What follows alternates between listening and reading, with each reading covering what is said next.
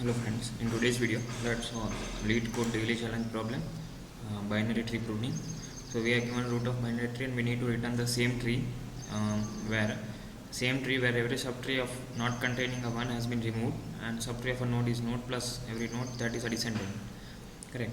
So in this example we are given 1 as root and so we can see that in the zeros left subtree only zeros are there, so it should be removed and our final result should be this. In this case, in 1's left subtree all of them are zeros, so that means that entire subtree should be removed, and similarly for this one, so this all zeros should be removed and my final answer would be this, right? And in this case also similar thing, and we are pruning the binary tree. Okay, so now how would we solve this problem? So yeah, whenever we have a question of binary tree, then we could always think of recursion or DFS call on the tree, right? So let me take this first example. So this is the test case, right? Now how could I solve this? So now we need to traverse some tree, right? First we need to think of how would we traverse the tree, in which traversal we would use pre-order, post-order or in-order traversal, which, right? So we need to first think of that. So that means that I need to know that the leaf I need to see if I want to make the roots, or I would say a particular node's left child to be null, right? Means that I need to check whether entire what are the nodes present in its subtree, right? Left subtree and corresponding in the right subtree. Okay.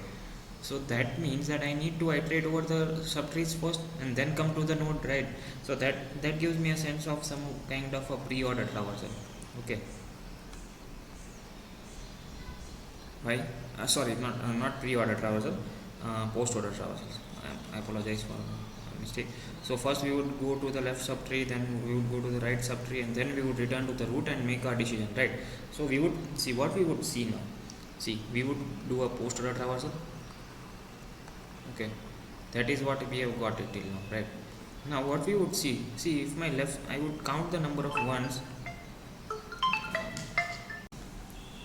Yes, so we were thinking that we could do a post-order traversal on the given tree, right?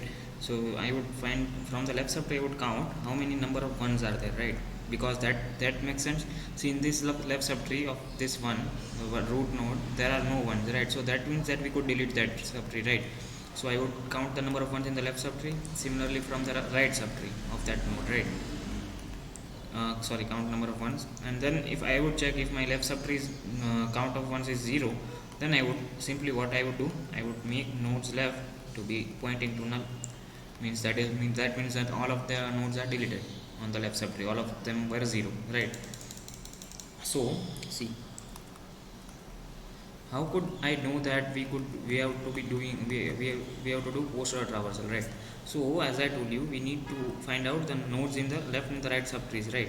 We need to find out nodes having some value 1, having value equal to 1 in left and right subtrees.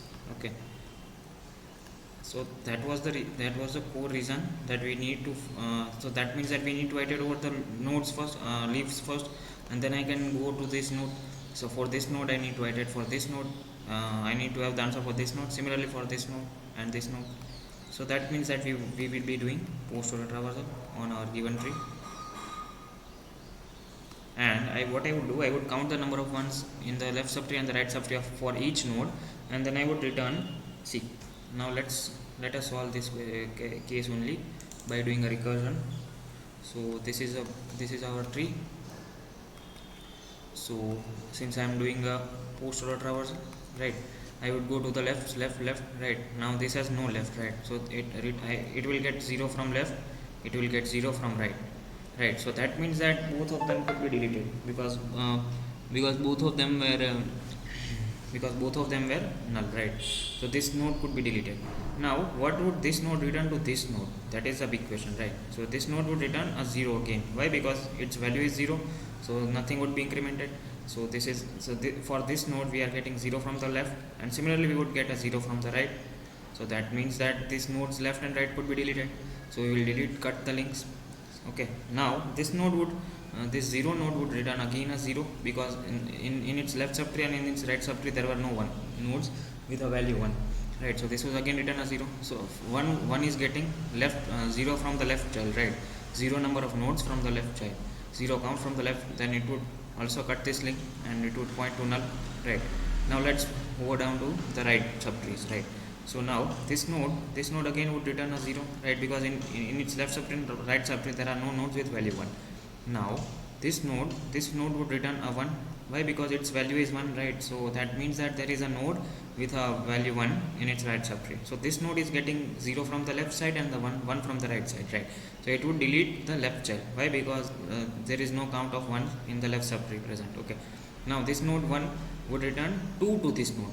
Why? See, 1 he is getting from its child in its descendants, and 1 he is returning, because since its own value is 1, so it is incrementing the count and it would return 2 in the final answer. So this one is getting 0 from the left child, and the right child it is getting 2. So it would not delete the right child, but it would just delete the left child, and our final answer is this one. Okay, so this is the solution for this problem. Let me quickly code it down.